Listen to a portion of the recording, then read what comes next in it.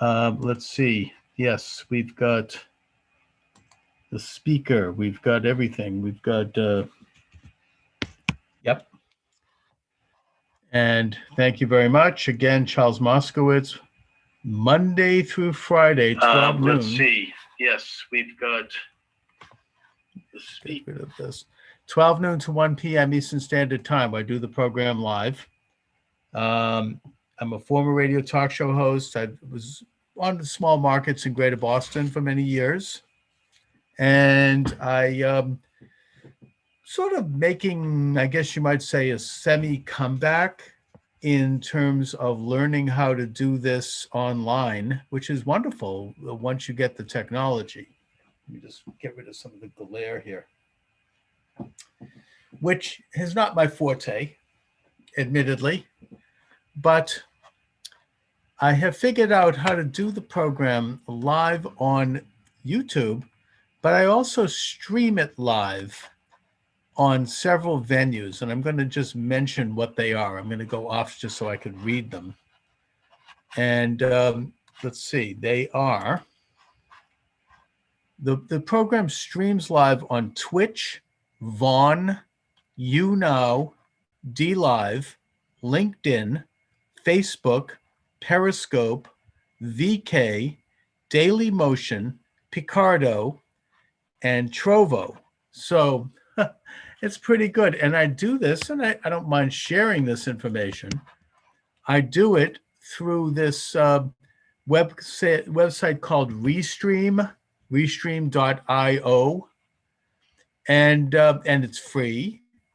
I mean, if you want to pay them, then they give you other venues. I don't need to do that. And it also streams live, as you can see, on YouTube. So I do all of this simultaneously, and I stream live on TikTok. And then when I'm done with the program, which I record, I then take the file and I download it into Minds and Rumble.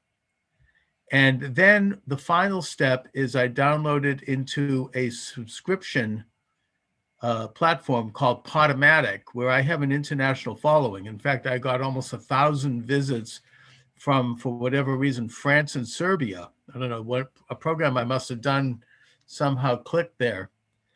And Podomatic is really quite a service, because besides downloading it onto the Podomatic page, they automatically send it to iHeartRadio, iTunes, Stitcher,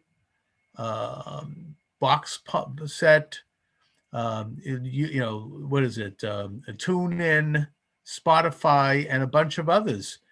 So, technically, this program is heard on probably pretty close to 30 platforms, and I archive all of it on a website that I set up through WordPress called charlesmoskowitz.com.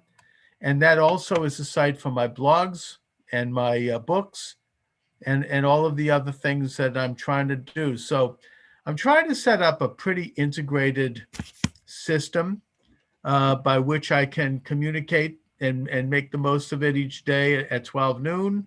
Plus I have guests at different times that are not necessarily at 12 noon. One of the great things, obviously, about the internet is I'm not tied to a particular time. And I am creating kind of the equivalent of the radio experience, where I would take calls and I would develop a not just an audience through TikTok comments and through chat, but also people who literally would call the program. You can do that. If you call this program right now, you will be heard in the same way that you would be heard in any other talk show. So I'm going to give out the phone number and invite you to call in. That phone number is 617-396-4958. Again, that number, write it down, is 617, that's the area code, 396-4958. 617 396 4958. So if you call that number, you will be live on with me, Charles Moscowitz Live. Come on down. So besides doing the program, I've committed myself this year, and I've committed to doing it Monday through Friday at 12 to 1 p.m. I can't guarantee I'm going to be here every Monday through Friday. Like, for example, I don't think I can make it this Friday. But if I'm not here at that time, then you go to my YouTube station or any of the other venues, and you can listen to an archive of hundreds of shows. So there will be, I mean, technically I'll be up and running, whether it be live or not, but I'm going to try to make it as many days as I can live. And I'm also committed to writing these short books. I think they're a little bigger than pamphlets. I mean, I've written over 15 full-length books, some of which have been published, others of which have been self-published. My biggest book published is called The Nazi Connection to Islamic Terrorism, which was published by WorldNet Daily in 2010. But I have a whole list of other books I've written. And this year, I'm committed to writing these short books, these pamphlets, around 10,000 words per book, which is a little bigger than a pamphlet. It's kind of in the tradition of Thomas Paine and the Federalist Papers and some of our founding fathers who wrote these short pamphlets. I mean, look, Karl Marx wrote pamphlets, basically. I mean, the Communist Manifesto is a pamphlet. So, they're highly political books, and I've already written 2 of them. They are called We Are All Socialists Now and Toward Fascist America. And my most recent one will be out by the end of this month. It's going very well. I'm almost done. I just have to do some finishing touches on some of the chapters. And this one is going to be called How to Win an Election. And I'm going to talk a little bit about that. I mean, the principle here, my background in terms of that is that I ran for Congress in 2004 against a sitting Massachusetts Congressman, Barney Frank, in which I raised $500,000. I debated the sitting congressman a half a dozen times, including on television. I received national media, most of which was not good, but it was there, and I used it as best I could. And I ran a full-length campaign. But more interestingly for me was what I learned about not just the inside of politics and how the sausage is made, and I got kind of an inner look at what this was about. Having done talk radio for several years before then, I was on the other side of the mic, and this gave me a chance to see the inside, go to the political side and actually find out how the thing works. But I also had the opportunity, and this is what's led me to this recent pamphlet, to meet with literally thousands of people, because in order to run for Congress in Massachusetts, and it's probably the same in most states, if not all states to degrees, you have to gather signatures, and those signatures have to be valid. They have to be signed by people who are registered voters and who live in the district that you're running from, and who have addresses and who put their signature down, and it has to be correct, and every address has to be right, and it's very technical. And the local clerks screen those, and they cross out any that have any semblance of a mistake. By the way, I mean, this is, this has been thrown out the window by people like Secretary of State Jocelyn Benson from Michigan in order to help get ballots in to help Biden, I would argue, but we'll get into that separately. The point I'm making here is that when I ran for Congress, that's how it was done. And so you have to gather, really, to make sure that you're going to be on the ballot, you really have to gather well over 2,000 signatures, preferably 3,000, in order to just make sure that when they go through it and they get rid of those which there are mistakes, you still have, at the end of the day, 2,000 signatures standing. And I was able to accomplish that. And it was one of my proudest accomplishments, because I really almost did it alone. Now, I had some volunteers who, stood outside of supermarkets and subways, and I even had one or two businesses that were willing to put the the papers on their desk so that people, when they came in one case, the Sharma Diner in New Bedford did this, and for me, and I actually announced my candidacy on the steps of the Sharma Diner, and also there was an insurance agent in Mansfield, Barrow, who was willing to put the signature papers on his desk. But for the most part, I did it on my own. I went door to door. I stood out in front of supermarkets. I, got up very early in the morning and stood up outside of subway spots where people were commuting to work, and I would wait in the afternoon when they were coming back. And I did this in several of the towns and cities that were part of my district, so I could get registered voters in those districts. I also worked certain special events that occurred in my district that year, one of which was none other than the Boston Marathon, where I gathered signatures on the marathon route in Wellesley, which was one of the communities in my district. And I have to say that it was one of the very best experiences I've ever had, looking back at it, because it got me out of my head, my theoretical thinking on political questions, where I did a lot of reading. I spoke with a lot of intellectuals and media figures and writers and thinkers, and I had a lot of political ideas that were really based on theory, but not based on people's actual realities, not based on existence. And when you get out there and you go eyeball to eyeball with over 1,000 people, and you go face to face and you ask them for their signature, you're not asking necessarily that they vote for you, but you're asking them for their signatures. People like to talk. They like to tell their story, and they like to complain, and they like to attack you sometimes and criticize. And then some of it can get pretty rowdy even. A lot of issues where I was really knocked around over, others of which people agreed with me. But the point I'm making is that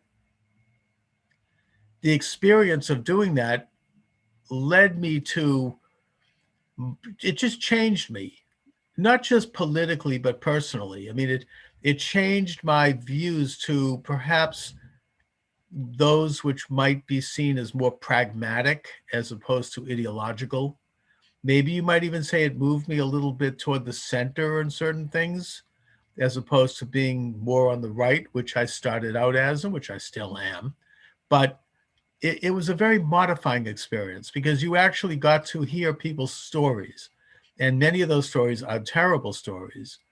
What it's like to be in business and what it's like, what they're thinking about, foreign policy, at the time the Iraq War was happening, what they thought of George W. Bush, for example. Most people despised Bush in my district, and they let me know this in no uncertain terms. I learned a lot about my opponent and myself, and it was an incredible experience. That is one of the factors that has led me to write this pamphlet, in terms of trying to ask people to run for local office. Now, the contention that I draw in the pamphlet is, which is really a manual. I get into instructions, how someone can run. And it's targeted to my fellow average working schlub, your working citizen, not the professional politician, not the hack, not the ruling elites, people who are just in it for the power. They're in it for the money, quite frankly. It's a stepping stone if you're a lawyer and you want to raise your profile and get bigger clients and get, they're in it for the fame. They're in it just as narcissists. Politics is almost a form of show business. People get, all of a sudden, you're getting reporters calling you and bringing you to their newspaper, and they're taking your picture, and they're asking, you suddenly start to think you're important. And it's quite intoxicating in many ways, and it was for me, I'll admit. It appeals to a darker side of some people who really put that aspect of it first. that's inevitable. And that describes, frankly, most of the people who hold office in this country and in the world, and historically as well. I mean, this is the history. Anybody who watches Game of Thrones can see this. It's a struggle for power and for prestige and for money and for fame. I'm not appealing to that. I understand that that's part of it. It's inevitable. But I am appealing to your average citizen who has a couple of issues that they care about and they want to get those issues heard publicly. I'm also generally appealing to people who have a certain level of understanding of the political philosophy that created this nation and who want to exercise that philosophy, if you will, in the context of running for a local office. And it is an appeal to people like myself, housewives, house husbands, teenagers, retired people, people who are empty nesters, anyone who has a little extra time on their hands.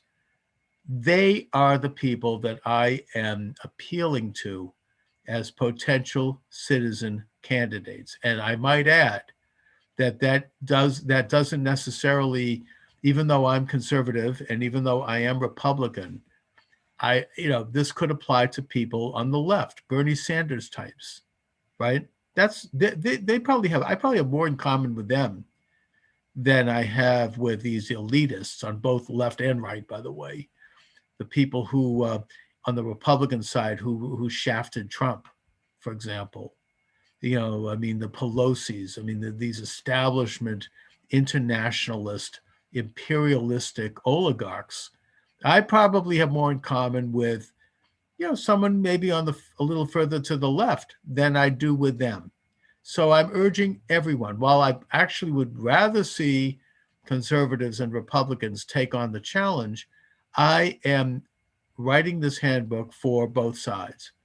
I want to see people who have some passion on certain issues to get in and start running for office. Now, one of the things that I have covered for years, and by the way, before I go on, let me give out the phone number. You're welcome to call the program. We are live here at YouTube and other venues.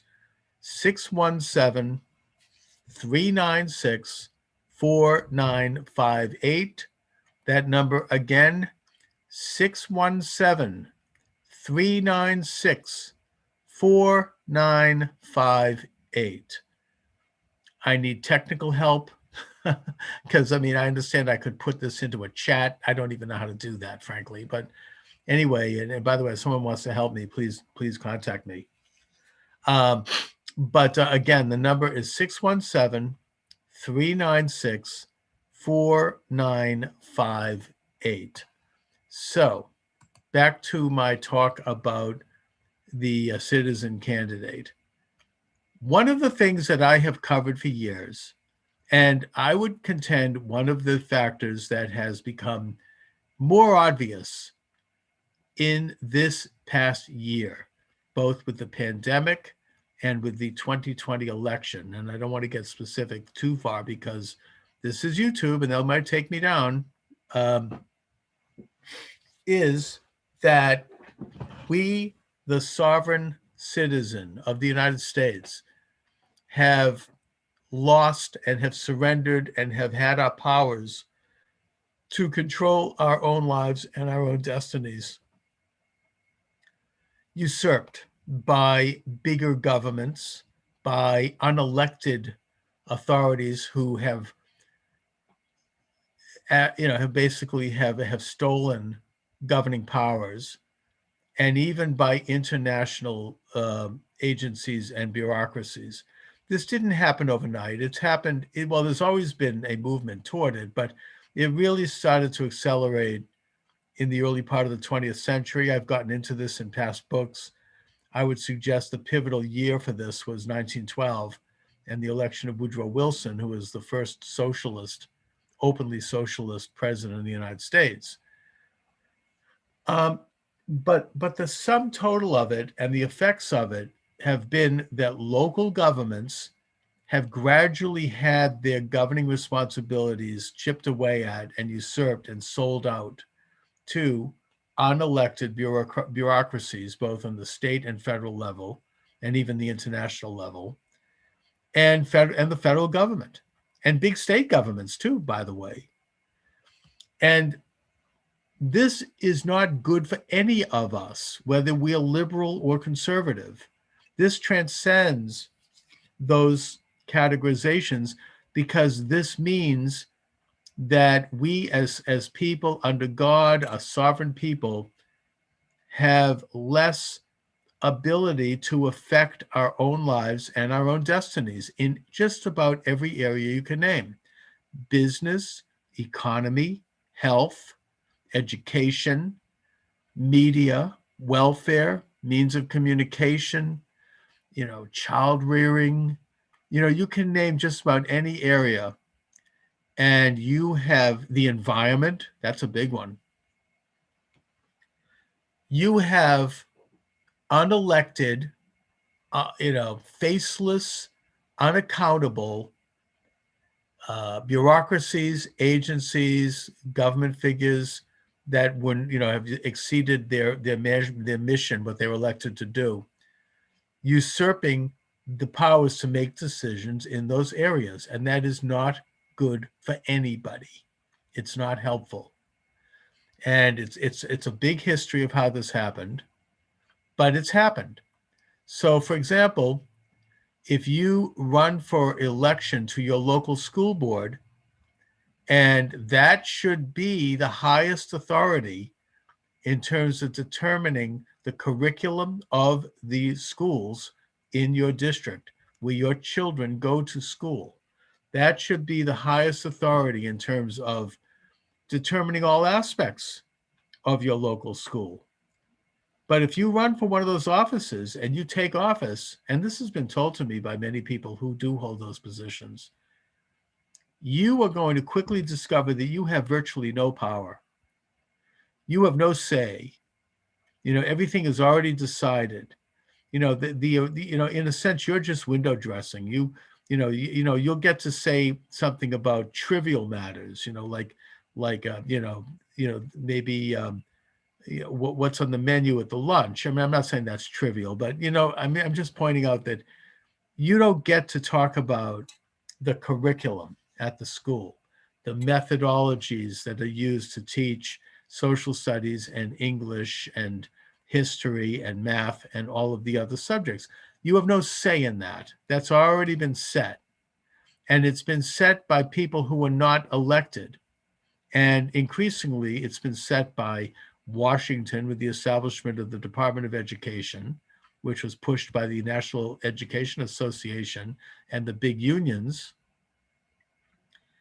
and also even international agencies like UNESCO, which has positioned itself to serve as the World School Board.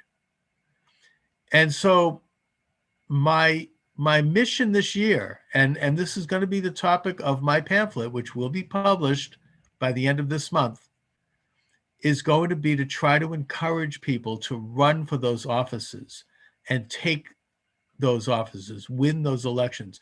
You can win, and I get into how, and I give like a manual for means by which to do that. And if and when you do win, you can start to take measures to reassert the right of your elected office and your elected board to, in fact, have say over the methods that your children are learning. And by the way, those methods can be left of Stalin if you believe in that, and if you're elected. I'd rather it wasn't, but if you're running for school board in an ultra left district, I don't know, like some of these super wealthy districts, they're usually the hardest left, like the Upper East Side of New York, or certain neighborhoods even in Boston or Cambridge or whatever. And you want to implement a socialist program at your school, and you're elected to advocate that, then that's your right. I support it.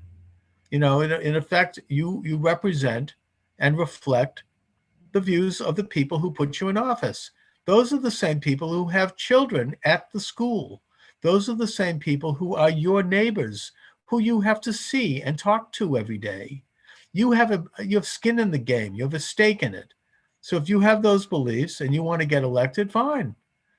My point in terms of writing this pamphlet is to try to encourage citizen politicians to take back those sovereign powers of those offices, regardless of what their positions are.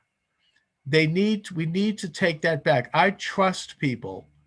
I trust my fellow citizens to make those decisions. I do not trust bureaucrats in Washington. I don't trust bureaucrats in Boston, in the state.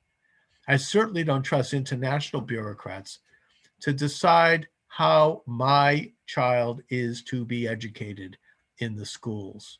So we need to begin to become aware of the powers of these offices and how those powers have been usurped. And we need to run for those offices with the assumption and with the statement that we want to take back those powers on behalf of our neighbors and our children. And then if we achieve those offices, we need to begin to take measures to do just that. It's not easy, but it is a movement, and it is an international movement, I may add, not just a national one. This is happening all over the world right now, and it's increasing, and it's rapid. It is a nationalist, populist, traditionalist movement.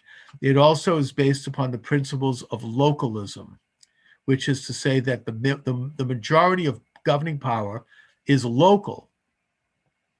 The state has a little less power, and the federal government has a little less than that. The federal government's powers are needed, and I'm not against federal power. In fact, I think that in many ways, I want to see Congress reassert its federal powers as delineated in the Constitution. I think they have abrogated certain elements of that power to unelected bureaucrats. But I want to make sure that our various agencies are operating within the lane that they are supposed to operate in based on the Constitution, and that those agencies are balanced by other agencies. It's our system of checks and balance. They do not need to indoctrinate our children. I'm getting a TikTok here. Yeah, okay, fine. If that's your position, and I agree with you, by the way, completely, run for the school board on the position that you want to take a look at the curriculum, open it up, make it available to the public because they hide a lot of it, and have it judged and see if anyone thinks that it's in the best interest of their children. That's what you do. That's what local government is supposed to do. Take back these powers. So that's my mission in terms of writing this pamphlet, How to Win an Election. And I'm also going to make available, as part of this pamphlet, I'm going to offer my services as a consultant to anybody who buys the pamphlet. It's going to be very cheap. It'll be less than $3.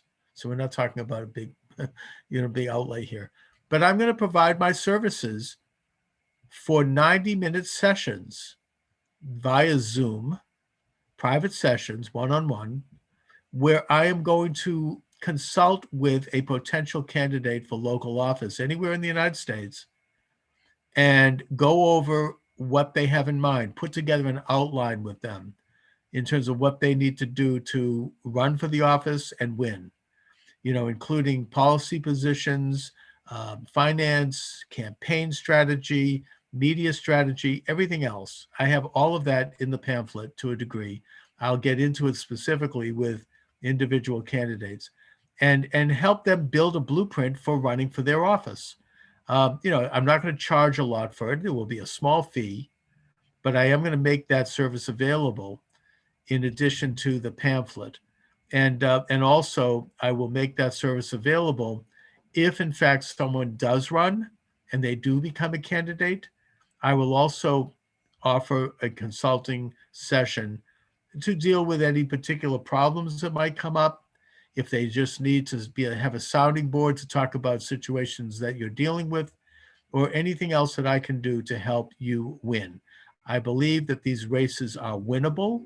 I get into in the pamphlet how one can win them. They can, and it's an exciting thing to do. It's, I view it as a civic responsibility, especially in this day and age when we've seen these powers usurped. What part of the curriculum is upsetting me? Oh my God. I mean, that's a big one. Look, overall, I think starting in the 1960s with the Dewey education modality, our entire curriculum has shifted from one that basically taught and encouraged and helped the young student develop cognitive abilities to think on their own, to be an independent person, to, it included basics of patriotism and the Constitution. We used to have civics classes, which taught how our constitutional system works. We used to have things in school like rhetoric, where a person would learn how to speak publicly, how to deliver a speech, how to debate. In fact, there are still rhetoric, debating societies at the high school level. We ought to have that. We ought to have, you know, basic American philosophy taught. Philosophy in general has not been taught. So there are a lot of areas. Reading should be taught phonetically so that a person can learn how to read English properly and think on their own. Today in this country, we have functional illiterates, which are as a result of such crackpot reading modalities as look-say reading and whole language and all the rest. My friend, the late great Sam Blumenfeld, has wrote a lot of books about this, and I did a lot of programming with him on this topic. That these crackpot reading modalities have led to ADD and dyslexia and other social ailments, and have contributed greatly to that. We ought to get back to phonetic reading methods. Phonics is the proper way to learn English because English is a phonetic language. We learn it by learning the vowels and the consonants, and then how to mold those or meld them through practice into words so that we can read. Not the way the look-say people want to do it, which is that words become hieroglyphics. The word becomes a picture. That leads to dyslexia. There were a lot of studies on this. In fact, this Harvard professor did a very comprehensive study in the 1960s. I forget her name, but this is one modality where we can get back to real education, where our young people learn how to think on their own. We could get rid of some of the political soapbox. We could get rid of, frankly, most of sex education, which is corrupting the innocence of our young people. I don't think young people need to be exposed to explicit sexual matter. They're too young. They're developing. That's for adults. When you're an adult, that's fine, but not for children. A moral society protects the innocence of their children. So there's a few areas where I would think the curriculum could be changed. There is no American philosophy? That's crap. There's huge American, I'm reading TikTok here. The American philosophy is encapsulated in the Declaration of Independence, authored by Thomas Jefferson. We are endowed by our Creator with certain inalienable rights, among them life, liberty, and the pursuit of happiness. That's the American political philosophy. All men are created equal. That's the American political philosophy. When Jefferson said that we're endowed by the Creator, that was a revolutionary remark, because up till that point, the state would grant rights, not the Creator. The king, the dictator, going back, this is the position of the Roman Empire, the emperor, starting with Augustus, that the emperor would be a god king and would grant rights based on whim, based on favor. The American idea was the opposite, that rights come from the Creator, not from the state, and that we as sovereign citizens under God with a limited sovereignty the creator being God, we then give certain very delineated and limited powers to the state to protect, defend, and preserve those God-given natural rights. So that's the American political philosophy. And it's not unique to America. It's an international philosophy because it's true. Different nations and different cultures certainly can embrace that within the context of their own culture. But in the broader sense, these are true things. These are natural laws. Anybody can read, understanding is what's missing. Well, first of all, anybody can't read. Large segments of the American population are functional illiterates. I think there was a survey done recently of prisoners, and it was found that a very high percentage of them have trouble reading. I mean, they can read simple things, but they're functional illiterates. So reading is key to becoming an independent person and to understanding whatever a person wants to understand, because then they have access to the world if you can read. Reading is key. Literacy is critical. It's a basic means of communication, and it leads directly to independence. That's why these change agents and these frontier thinkers like John Dewey historically wanted to stop phonics, because they don't want independent thinkers.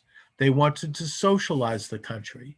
And by the way, they worked hand in glove with big industrialists like the Rockefellers, who wanted to create what they called human resources, docile people who would go and punch a time clock and not think too deeply. So there was kind of an unholy alliance between the industrialized, internationalized, so-called capitalist, and the leftists like John Dewey, who admired Stalin and who wanted to create a socialistic world by ending the individual self-actualized person in favor of collectivism. So that's what I have to say about that. Our great creator only gave us 10 rights. That's interesting. I mean, do you want to articulate what you think those are? Give a call. I mean, I'm kind of reaching toward the end of the program, but I still am open for phone calls if you want to join the program. 617-396-4958. 617-396-4958. Call in if you'd like to talk with both myself and our audience. 617-396-4958. Here's a TikTok. The French have 89 rights. Why do we only have 10 rights in the Constitution? Well, first of all, the Constitution does not grant rights. The Constitution recognizes that rights reside with the people. And, it essentially tries to clarify what those rights are, but it recognizes all rights. I mean, the 9th and 10th Amendment to the Constitution recognize that any right, so-called, that's not specifically delineated by the U.S. Constitution resides with the states and with the people. So it does recognize all rights. And it essentially recognizes in the practice of not just the balance of power, but the concept of subsidiarity, which essentially recognizes local governments, that questions of rights and questions of governance shall be decided, debated by local authorities, elected local authorities, predominantly legislative authorities, and that those same authorities will debate rights and questions of rights in public and with debate and with votes, but that their assumption of those rights would have to be in accord with the state and federal constitution. So they can't decide to invent a right. It has to be in accord with what already exists in the federal law and in the state law. So yeah, I mean, we have unlimited rights. Anyway, so let's see. I think we might have time for a phone call here. 617 396 4958. 617 396 4958. So I have talked about the soon to be released short book that I am writing that will be available toward the end of this month. I will make that known, that being How to Win an Election. And that will be accompanied by my services as a consultant to anybody who wants to run for local state rep, state senator, city council, alderman, register of deeds, comptroller, town committee, any of the local offices. And my goal here is to try to help contribute in some small way toward what I see as a growing movement, not just in this country, but around the world. And that is a movement to reassert our sovereign control over not our government, certainly, but by proxy and by reflection, control over our own lives and our own destiny to the degree that we can and to the degree that our Constitution recognizes those areas, and to take back those powers from the usurpation of them by these internationalist, corporatist oligarchies that have come to dominate our politics and much of the world's politics. So that's where I am with that. I think on that note, I'm going to thank you for watching, everyone. Charles Moscowitz. I'm doing this program Monday through Friday, 12 noon to 1 p.m. Eastern Standard Time. Please subscribe to my YouTube channel. Please subscribe to my TikTok. Here we go. This is from TikTok. I'm a Democrat, but more and more I'm leaning moderate Republican. The last 4 years didn't help. Well,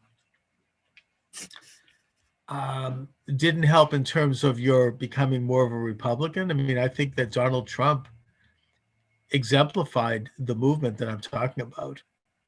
He was a citizen candidate on the national level who sought to return power to the people. I would suggest you read, for evidence of this, President Trump's inaugural speech, which is one of the best ever written and ever delivered by any elected president.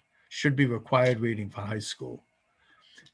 It really describes what I'm talking about today: the return of sovereign powers from the big oligarchic, unelected entities that control both of the big parties back to the people. We can learn from that. We can learn the lessons of his presidency.